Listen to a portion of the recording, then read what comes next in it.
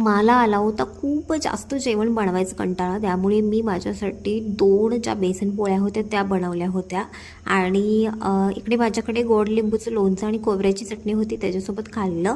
त्यानंतर शिल्लक राहिलेली इडली होती, तर त्या इडलीचा मी इडली मसाला फ्राय केला आणि छान झालं होतं, मस्त झालं होतं. ते सुद्धा मी छान मस्त असं एन्जॉय केलं. त्यानंतर इथे भांडी जी होती ती मी सगळी काही घासून घेतलीत आणि संध्याकाळच्या जेवणामध्ये मला खरंच खूप जास्त कंटाळा आला होता. मग निलेशलाही बोलले की राईस आहे, काहीतरी आमटी करेन, तर निलेश पण ओके बोलले. त्यानंतर इथे दुसऱ्या दिवशी डब्यासाठी गवारी जी आहे ती या पद्धतीने मी नीट करते.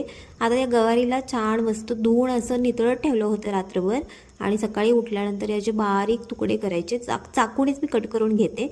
सगळं काही काम आवरलं, किचन ओटा क्लीन करून घेतला.